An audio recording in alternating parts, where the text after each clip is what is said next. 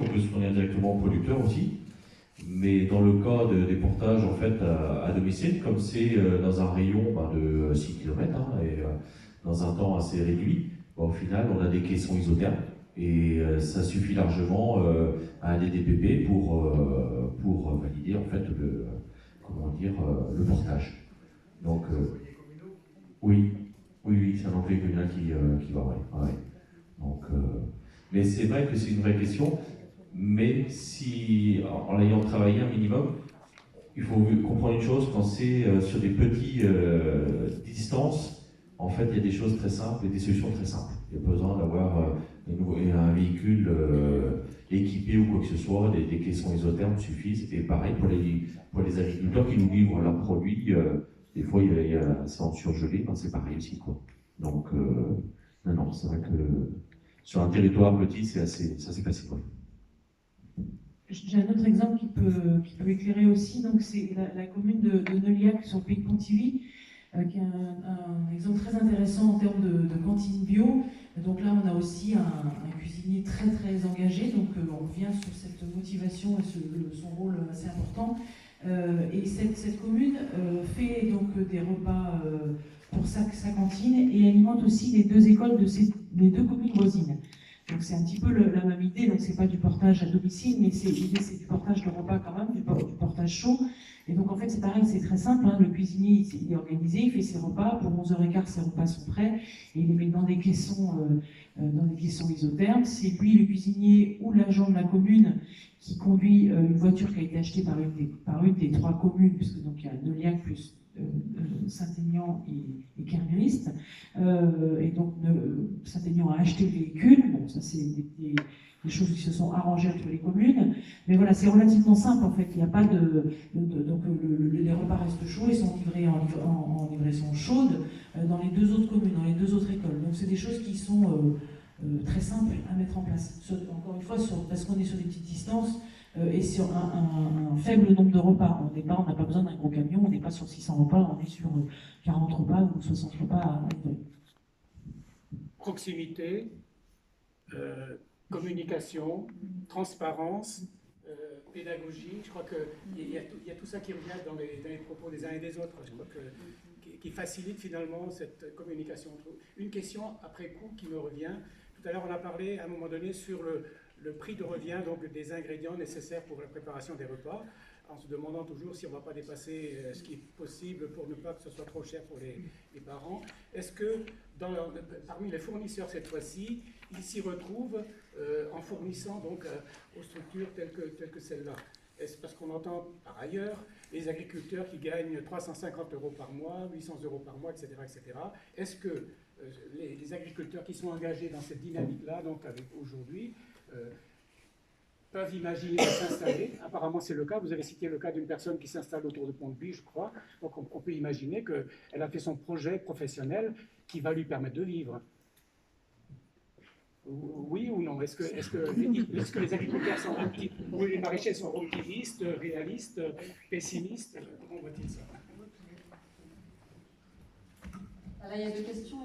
Pour la restauration collective, effectivement, les producteurs sont conscients que généralement, quand ils vendent à la restauration collective, il va falloir avoir des tarifs au plus justes et plutôt sur la fourchette basse que la fourchette haute. D'où l'importance aussi d'avoir différents débouchés au niveau de sa production. Et quant à la viabilité des fermes bio, là, je passe la parole à mon voisin. Pas simple. C'est la rentabilité d'une exploitation, elle va vraiment être liée à la façon dont elle est structurée. Il n'y a pas deux exploitations pareilles. Et ça va être très compliqué quand même d'en sortir une règle générale. Aujourd'hui, on a quand même plus de revenus en bio que sur les agricultures conventionnelles. Ouais. Voilà. Après, si on est bien structuré, si on est bon technicien, c'est aussi le problème de l'agriculture biologique, c'est que c'est énormément de technicité. Voilà. Il n'y a pas que la technique, il n'y a pas que l'itinéraire culturel, il y a tout le reste. Donc c'est un grand melting pot pour aller jusqu'à la réussite. Il n'y a pas, je ne vais pas vous dire oui c'est sûr ça va être rentable pour tout le monde, non, ça va dépendre de tout à chacun. Je sais que ça pose pas de problème, mais parce que je suis regroupé. On travaille à 4 exploitations, donc on a une économie d'échelle. Quand on se regroupe à 4 et qu'on partage les moyens de livraison, du personnel dédié à la livraison, à la préparation de commandes, on partage même des choses tout bêtes, hein, mais les frais bancaires, on les partage. Ça passe par là aussi. Les frais gasoil sont partagés. Les camions sont toujours pleins. Quand tu es tout seul et isolé dans ta campagne et que tu as un petit client à droite, un petit client à gauche, à un moment donné, ton véhicule il roule à vide. Nous, on est dans un système où on s'est suffisamment organisé où un camion ne roule jamais à vide. Il part plein, il revient plein. Parce que de toute façon, une ferme, ça rentre, ça sort. Pour produire, on a besoin d'un train. Donc on s'arrange. Quand on va livrer sur le pays de Morlaix, je vais livrer sur le pays de Morlaix, moi, pour des collègues.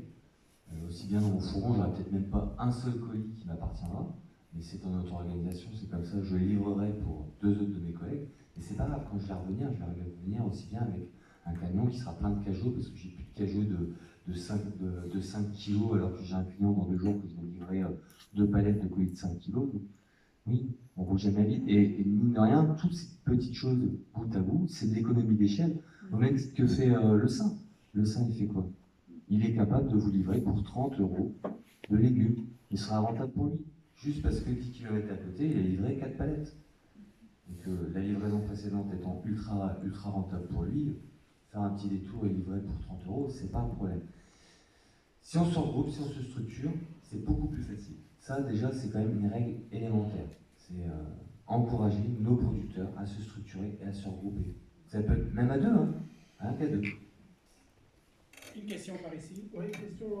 On se rend compte finalement que c'est le vrai problème au développement du bio dans les cantines, c'est la trop. Réussir à avoir les légumes comme il faut. Sur une petite commune, ça se passe très bien parce que là, la trop, c'est pas un problème. On va chez la voisine, chez le voisin, c'est pas un problème. Par contre, si on veut favoriser que la conversion des paysans au bio, il existe les MAEC, les MAE dans la PAC, dans la politique agricole commune. Et la région a fait un gros effort là-dessus, c'est-à-dire de favoriser les transformations des exploitations pour aller vers le bio. Or, c'est une question pour toi, Sandrine, l'État veut reprendre en main la PAC au niveau national, et nous au niveau régional, contrairement à ce que voulait la région, qui voulait toute la PAC pour elle. Voilà, donc, je ne sais pas ce que tu en penses, mais à mon avis, ça ne va pas dans le bon sens. Mais, on sera à leur côté pour les aider, on sera à côté de la région pour les aider. Non, mais en fait, centralisé avant. Ce qu'il faut comprendre, moi je partage l'avis de la région. Je pense que la région doit gérer la PAC, surtout la région Bretagne, parce que la région Bretagne gère très bien, gère bien en tout cas, notamment toutes les questions de transition. Ça, excusez-moi, tout le monde sait ce que c'est que la PAC, politique agricole commune, qui consiste en 2 mots à soutenir, c'est la politique agricole européenne en fait. Hein, donc, après, chaque pays a des aides et oriente les aides pas comme il le souhaite, parce qu'il y a quand même une orientation européenne, mais après décline sur ces territoires. Et donc il y a le premier pilier de la PAC qui est destiné, qui est géré plutôt en gros par l'État, et puis le second par les régions. Mais en fait, ce qu'il faut comprendre, c'est qu'il y a certaines régions où ça se passe mal, le second pilier. Moi, je prends l'exemple, notre ancien porte-parole de la Confédération paysanne qui, lui, en région Rhône-Alpes, me dit moi, les aides à la bio, j'en ai pas beaucoup. Par contre, les aides à l'investissement, c'est une autre. Et en fait, les régions, elles orientent comme elles veulent ces aides-là. Et c'est ça le problème. Alors, c'est vrai que, donc, en Bretagne, on demande spécifiquement la différenciation des durées et que la Bretagne, j'ai la Vendée là aussi demandé, mais il y aurait la Bretagne. Donc, au Rhône-Alpes, ce serait géré au niveau de l'État, en fait. Mais on ne peut pas se dire, il y a des élus qui ont été élus, ceux-là, on va les autoriser à gérer la PAC, mais par contre, les prochains élus, ils vont mal la gérer, on va la retirer. On ne peut pas faire des choses comme ça. Donc on est obligé de bien réfléchir, je pense, moi, à titre personnel, à comment laisser effectivement les régions gérer la PAC, parce que je pense que c'est le meilleur échelon, en fait. Ils connaissent bien les territoires, voilà, je pense vraiment que c'est le meilleur échelon. Mais comment on fait pour qu'il y ait des orientations nationales quand même qui soient données et qui soient respectées dans les régions? C'est ça, en fait, à quoi je pense, parce que il y a une gestion du second pilier qui est vraiment différente selon les régions et selon les politiques, quoi. Et je pense que c'est pas une bonne chose, parce qu'on voit dans des régions où l'agriculture biologique se développe bien, les MAEC fonctionnent, et d'autres, ça marche pas, quoi. Et le soutien à l'agriculture biologique n'est pas là, n'est pas présente dans certaines régions. Donc comment on fait, quoi? Oui, je trouve que la région est un bon échelon pour gérer la PAC, mais comment on fait pour avoir des inégalités finalement de développement de la bio dans les régions? C'est ça. Un pilote, quoi. Il faut qu'elle serve de région pilote, peut-être. Peut-être, oui, peut-être. Enfin, c'est encore en cours d'imagination. Effectivement, le Premier ministre n'est pas favorable à ça. Par contre, globalement, les députés bretons vont se mobiliser aux côtés de la région pour essayer d'avoir cette gestion-là de la PAC. Donc on est aux côtés de la région et on va batailler pour avoir cette différenciation. Surtout que lorsque le Premier ministre et le président est venu à Quimper, il a clairement évoqué la différenciation pour la Bretagne. Donc, et après, le Premier ministre est venu signer le pacte. Donc voilà, franchement, on va pas lâcher. Et Olivier Alain est aussi, on est en contact régulier avec lui. Et Richard Ferrand est aussi dans cette idée-là, mais c'est comment amener le sujet sans braquer non plus. Je vous dis comme ça, sans braquer le Premier ministre non plus, qui lui a effectivement sa vision parisienne aussi des choses, ce qu'on peut comprendre. Mais voilà, donc ça, moi je partage cette idée-là, la plupart des députés la partagent aussi. Fadila est là, je pense qu'elle peut aussi s'exprimer sur ce sujet. La collaboratrice de Richard Ferrand, Laetitia, est là aussi, donc elle a peut-être une vision des choses, mais globalement, franchement, on soutient cette idée-là. Voilà. Mais maintenant, il faut réussir à la traduire concrètement.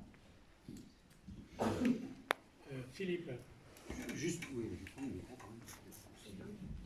pour revenir sur la question d'avant, c'était par rapport à l'adaptation des exploitations à l'approvisionnement des collectivités locales, des collectivités, ouais, c'est ça, des cuisines centrales. En fait, ça dépend effectivement du système et du choix qui a été fait par l'agriculteur et de son système globalement. Il y a ceux qui sont les producteurs qui sont orientés vraiment vers la vente directe, donc qui vont qui priorisent cette relation avec les consommateurs et qui ont un modèle basé sur la vente directe. Ils vont faire 2 marchés, 3 marchés par semaine, en plein vent. Pour bien fonctionner, il faut 30, 40, 50 produits différents sur l'année. Et c'est vrai qu'ils vont avoir une énorme diversité dans leur champ, et voilà. Et en petite quantité, bien sûr, mais une très grande diversité. Et du coup, en fait, pour fournir une restauration collective, à part des petites entités, effectivement, où là, il n'y a pas de problème, mais dès qu'on va passer sur des gros volumes, ces structures-là ne sont pas du tout adaptées, effectivement, sauf si ça a été anticipé. C'est vrai qu'on peut simplifier, on peut très bien imaginer, il y a des agriculteurs qui, quand ils vont s'installer, auront peut-être envie, effectivement, de réduire l'échantillonnage à, on va dire, 10 variétés ou 10 espèces, parce que la contrainte, c'est la rotation. Donc là, on fait de l'agronomie, nous en agriculture bio, on fait de l'agronomie, on fait pas de... voilà, donc il y a toujours cette contrainte de la rotation, mais il y a moyen de réduire le nombre de cultures et d'en faire en plus grande quantité pour pouvoir alimenter la restauration collective. Donc c'est juste une histoire de système, et puis de plaisir et d'envie. C'est vrai qu'il y a des agriculteurs qui ont envie de faire de la vente directe, qui privilégient ce modèle-là, et d'autres que ça ne dérange pas de faire plus de restauration collective. C'est une sorte de choix après. Et on peut très bien être aussi rentable dans un modèle comme dans l'autre, si on le fait bien. C'est tout.